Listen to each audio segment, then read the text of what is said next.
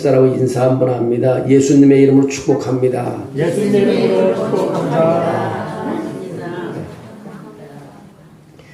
예, 성경에서 히브리서 11장은 믿음장이라고 불리워집니다.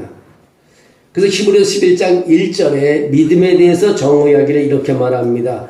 믿음은 바라는 것들의 실상이요 보지 못하는 것들의 증거라고 말하고 있습니다. 킹 제임스 버전에 보면은 이제 믿음은 희망하는 것의 실체 확신이요 보이지 않는 것의 증거라고 말하고 있습니다. 실체 또는 확신이라는 뜻으로 번역된 단어는 이해하다는 뜻으로 그리스어에서 유래되었습니다. 이 단어는 비슷한 의미로 부동산에 대한 소유권 증서를 지칭하는 말이기도 합니다.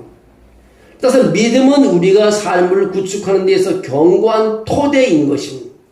이는 우리가 기대하는 것에 대한 소유권 증서와 같다는 것입니다. 이는 우리의 꿈의 실체를 말하는 것입니다. 그래서 믿음은 하나님께서 약속하신 것을 지키실 것이라는 내면의 신념인 것입니다. 더 강력하게 말하자면 믿음은 법정에서 제공하는 증거와 같습니다. 믿음은 우리가 원하는 것을 현실로 만듭니다. 믿음은 우리의 꿈을 이룰 확신을 줍니다. 믿음은 우리가 희망하는 것을 현실적으로 만들어 마치 그때 이미 존재했던 것처럼 만듭니다. 믿음에 의해 우리는 아직 존재하지 않는 것을 미리 보는 것입니다. 여러분, 믿음은 장래일을 보는 것입니다. 그래서 믿음은 확신이 있어야 되는 것입니다. 의사에게 가면 그가 당신을 도울 수 있다고 믿어야 합니다. 믿지 않으면 애초에 갈 수가 없습니다. 엘리베이터에 승선하기 전에 엘리베이터가 당신을 지탱해 줄 것이라고 믿어야 합니다.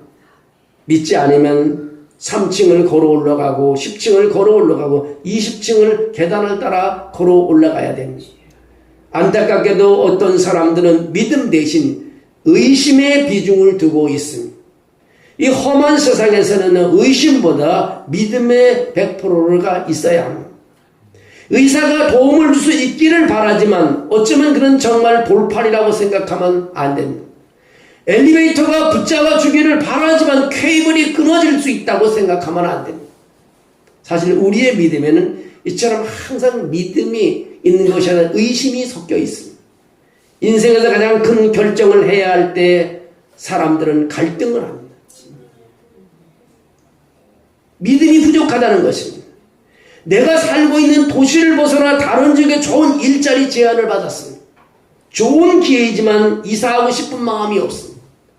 현재 직장이 익숙해 있고 아이들은 행복합니다. 나에게 찾아온 절호의 기회인데 아내는 이웃과 너무 친하게 지내서 이사를 원치 않습니다. 이것이 현실인 것입니다. 100% 확신하는데 주변 사람들이 이사를 방해합니다. 우리가 살고 있는 이 세상에서 믿음과 불신, 의심과 확신, 희망과 절망 사이에서 흔들리다가 기회를 놓쳐버리는 경우가 많이 있습니다. 우리는 믿음 50%, 의심 50% 사이에서 갈등하다가 믿음에 기울면 승리를 하고 의심에 기울면 실패하는 인생이 됩니다. 믿음으로 산다는 것은요, 마음에서 행동으로 옮기는 것입니다. 히브리서 11장 전반부를 읽어보면 믿음은 항상 액션, 행동을 취하고 있다는 것을 알 수 있습니다. 믿음으로 아벨은 더 나은 희생제사를 바쳤고, 믿음으로 노아는 방주를 만들었고, 믿음으로 아브라함은 갈대의 우르를 떠났고, 믿음으로 아브라함은 아들 이삭을 제단에 드렸고, 믿음으로 모세는 애굽을 떠났습니다. 이스라엘 백성들이 믿음으로 7일 동안 여리고성을 도니까 여리고성이 무너졌습니다. 이스라엘인들은 7일 동안 제사장과 사병들 모든 군사들이 하루에 한 번씩 성벽을 돌며 행진했습니다. 그 광경을 상상할 수 있겠습니까?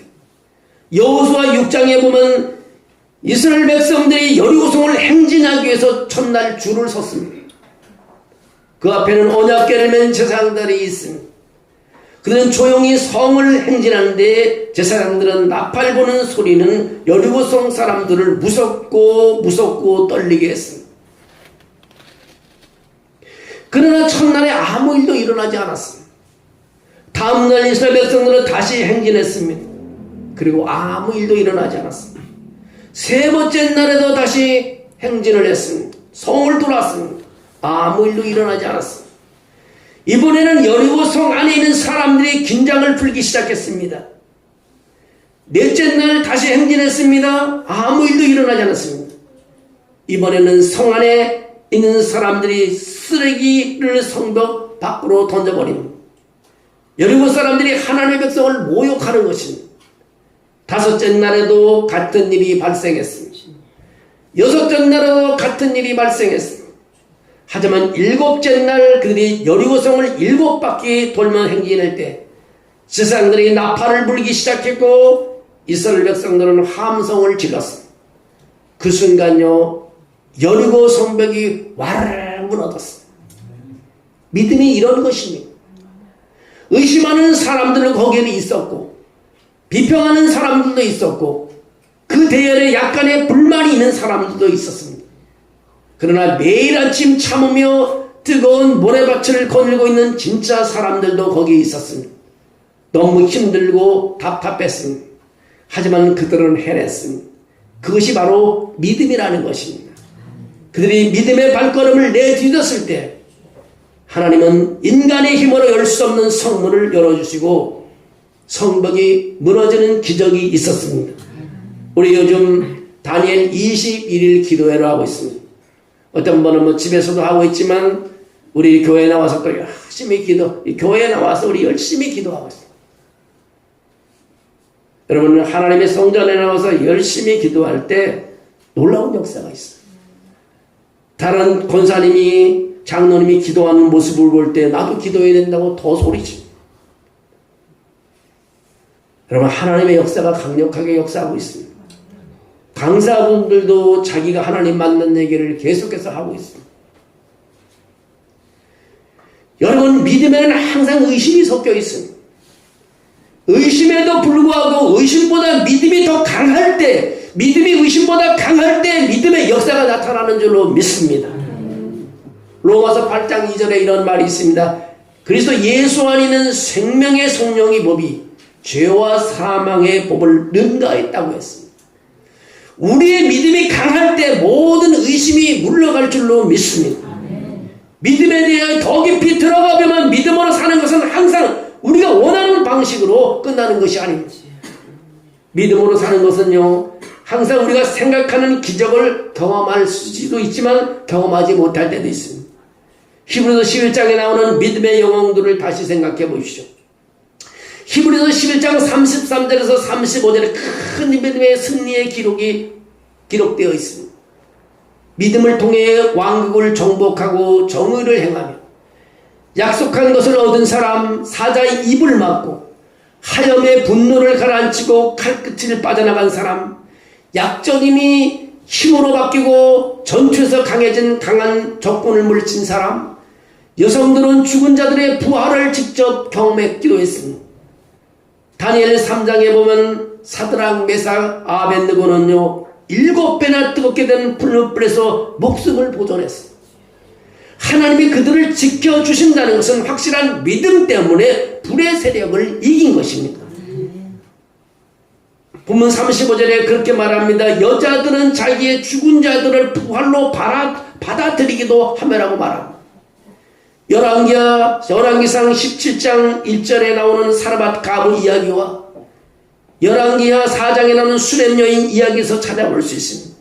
이 모든 이야기는요 인간이 불가능한 상황에 처한 사람들을 하나님께서 붙잡아주는 이야기인 것입니다. 그들이 하나님께 외쳤을 때 하나님이 그들의 고통 소리를 들으시고 응답해 주셨습니다. 기독교는요 기적의 종교인 것입니다. 우리 믿음에서 기적을 제거하면 윤리적인 지침만 남게 되는 것입니다. 기적을 빼면 갑자기 기독교는 다른 종교가 되는 것입니다. 기적이 없다면 우리는 세상과 공유할 좋은 소식이 없습니다. 성경은 처음부터 마지막까지 기적의 책인 것입니다. 기적을 없애면 갑자기 성경은 더 이상 하나님의 말씀이 아닌 것입니다. 그것은 보통 책이 되고 마는 것입니다. 태양으로부터 빛을 빼앗을 수도 없으시 기독교에서 기적을 빼앗을 수 없습니다. 빛이 없으면 태양은 없는 것입니다. 기적이 없으면 기독교는 없는 것입니다.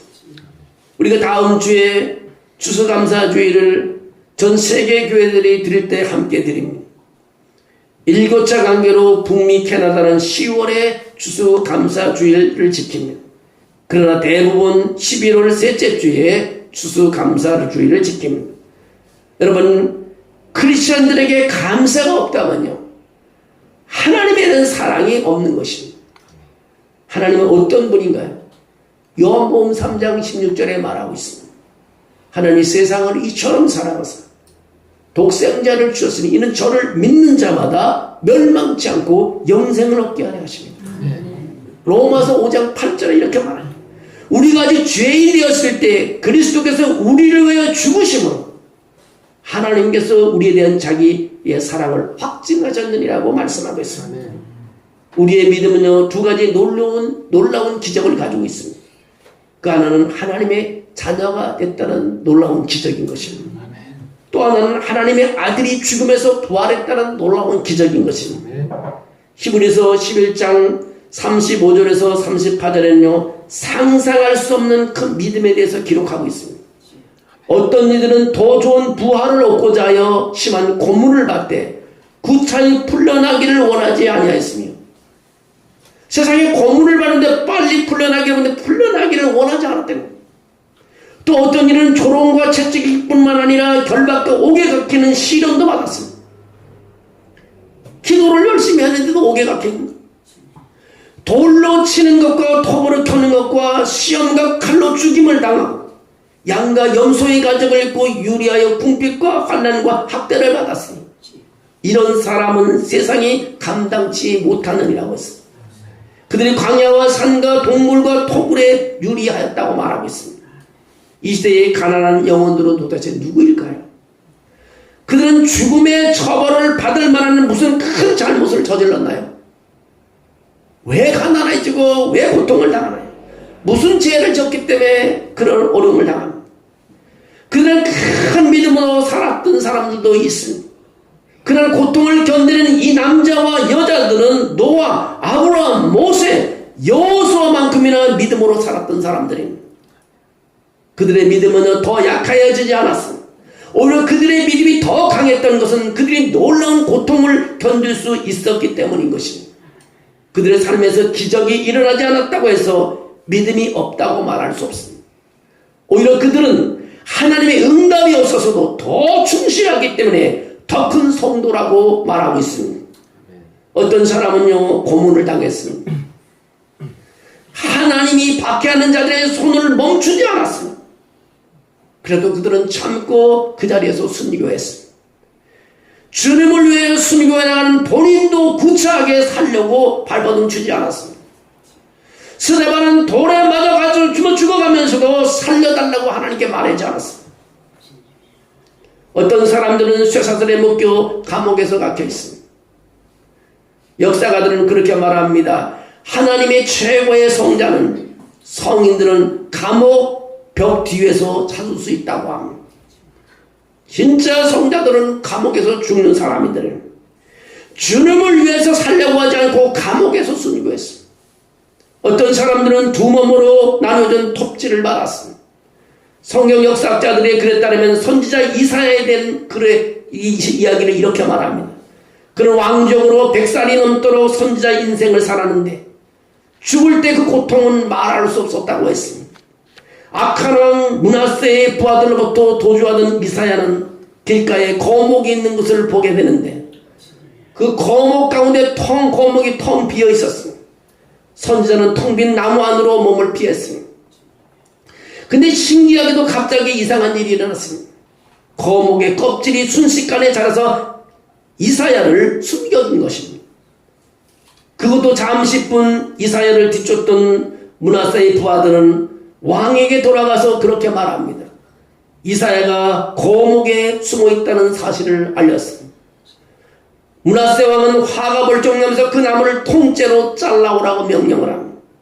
부하들이 그 나무를 잘라왔고 악한 왕 므낫세는 이사야가 들어있는 부분을 찾아 통나무 가운데를 톱으로 자르라고 했습니다.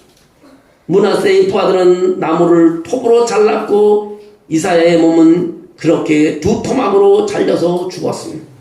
이것이 히브리서 11장의 마지막 구절의 강력한 메시지인 것입니다. 어떤 기적은 겉으로 드러나 있고요, 장관을 이룰 수 있는 것도 있습니다.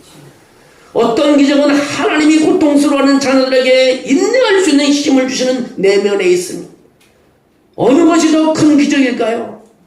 하나님의 기적은 내가 원하고 바라는 기적도 있지만 내가 잘 모르는 기적도 있습니다. 텔레마코스라는 사람이 있습니다. 초콜순에 져서 하나님의 사랑이라는 책에서 나온 텔레마코스 이야기인데 5세기 초에 살았던 아시아 수도사에 관한 얘기인데 실화인 것입니다. 어느 날 수도원에서 정원을 가꾸던 중 그는 하나님이 자신을 로마로 부르시는 것을 느꼈습니다. 그는 그곳에 가본 적도 없습니다. 하나님이 왜 그를 원하시는지 전혀 몰랐습니다. 하지만 텔레마코스는 그가 긴 여정을 가야 한다는 것을 알기 전까지는 그 느낌이 너무 강렬하게 오는 것입니다. 성령께서 로마로 가도록 이끄는 것입니다. 그래서 그는 소아시아를 가로질러 로마로 향하는 배를 타고 갔습니다. 며칠 후 그는 상륙하여 제국의 도시라고 부르는 로마로 향했습니다. 그곳에 도착했을 때 그는 큰 도시가 큰 축제의 한가운데 있는 것을 알게 되었습니다. 텔레마코스는 여전히 자신이 왜 왔는지를 몰랐습니다. 그런데 수많은 군중이 거리를 지나 유명한 콜레스움을 향해 움직이는 것을 발견했습니다. 그는 군중을 따라다니며 아마도 이것이 바로 하나님이 나를 여기 부르신 이유일 거라고 생각했습니다.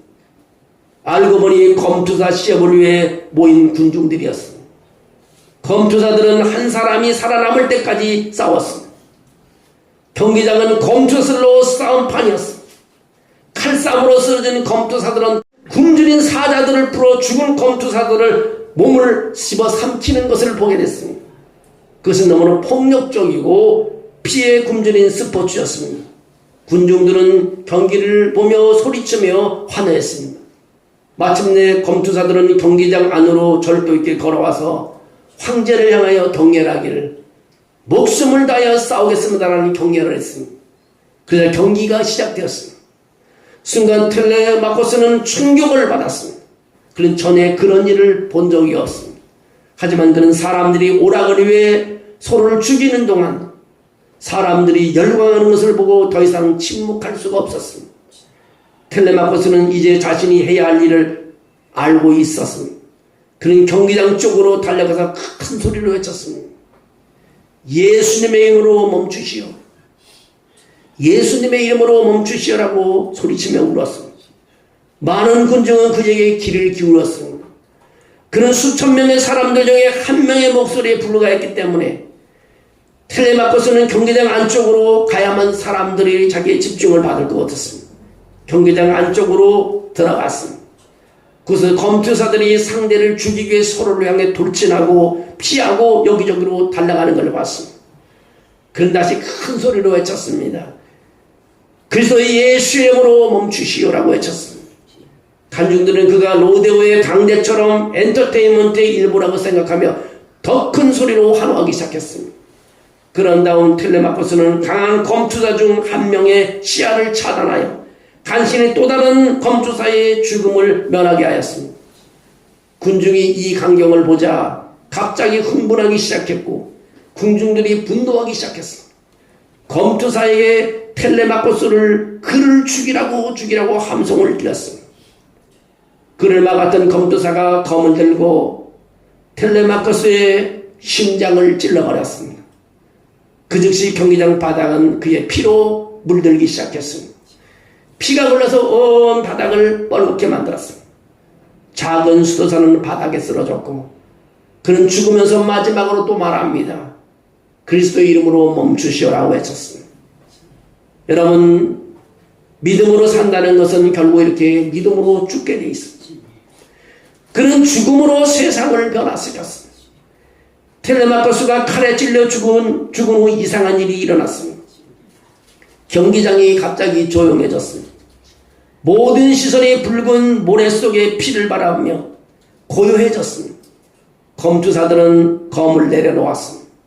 관중들은 하나둘씩 자리를 떠나 콜로세움을 떠나갔습니다.